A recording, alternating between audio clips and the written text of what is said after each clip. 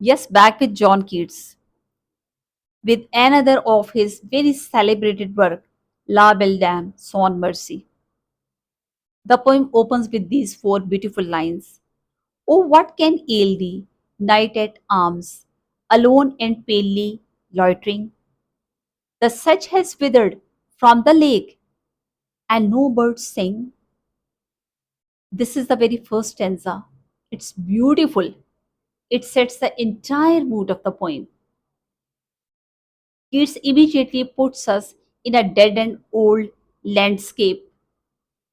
The speaker meets the knight and asks him directly what has happened.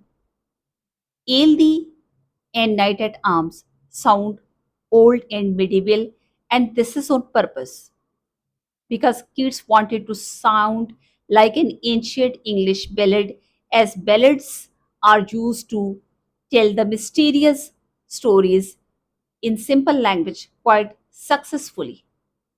From the very first line of this stanza, we know that something tragic has happened to this knight. To understand why John Keats wrote it this way, we need to know the entire background of the poem. John Keats wrote this poem 1819 when he was just 23 years old. It was a time when he was penniless and poverty stricken. It was a time when his brother Tom was dying of tuberculosis. And it was a time when he was in love with Fanny Brown but couldn't marry her because he had no money.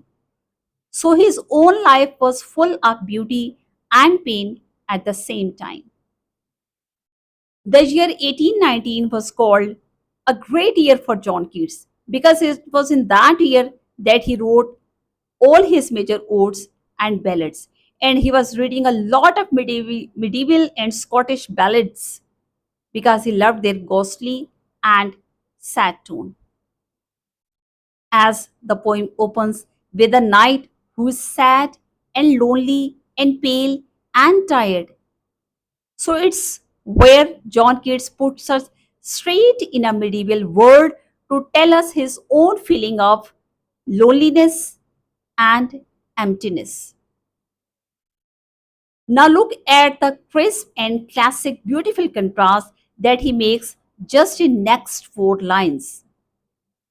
He gives us life versus death, sound versus silence, nature versus human sorrow.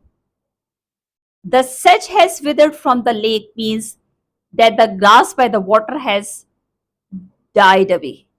And no birds sing mean that even nature is silent. But the night is moving. And here we find a dead man in a living world. This contrast is very important because this shows that the night belongs here no more. And this is a technique that John Keats has used in many of his poems. In Ode to a Nightingale, he contrasts the immortal song of the bird with his own human suffering. In Ode on a Grecian Urn, the perfect frozen beauty is contrasted with the real human life that decays. And in this poem, there is a contrast between the dead landscape and the living night. And it tells us that his pain is so big that even nature reflects it. There is also a strong autobiographical element in this poem. Alone and palely loitering can be read as Keats himself. He had felt lonely lots of time. John Keats lost his parents quite young. His brother Tom was dying. Fanny was not hers. And he felt himself as an outsider in the society. Pale suggests the fear and the illness. And who could understand illness better than John Keats? The pale face, the withered nature, and the stony silence, all this echo John Keats' mental state in 1819. He was chasing love and beauty, but already knew very well that the world around him was very hollow and empty. So the knight is just not a random character. He is an incarnation, a shadow, a mask, a symbolic representation of John Keats himself. Also, in the poem, he has used beautiful poetic devices. First of all, the archaic diction, palely loitering, just in order to give the medieval touch of the ballad. Secondly, he has created beautiful imagery. The withered sedge and no birds sing create a feeling of a lonely, cold, wintry place in the mind. And then his remarkable alliteration, the soft sound of L in palely and loitering, slows the line and gives us a feeling of tiredness to understand the tiredness of the knight himself. And fourthly, the stanza is a question in itself, which pulls in the reader very successfully and immediately. We feel as if we are also asking a question to the knight that what has happened. And finally, the symbolism. The withered grass and no birds sing represent grief and sorrow, as if the nature itself is mourning with the night. Talking about the comparison, we have to see how the other poets opened their poems. The famous romantic poet William Wordsworth opened his daffodils like, I wandered lonely as a cloud. So, here in this line, there is a feel of joy and energy. S.T. Coleridge, in his Rime of the Ancient Mariners, opens the poem with a question and a strange man. John Keats is doing here something similar to S.T. Coleridge.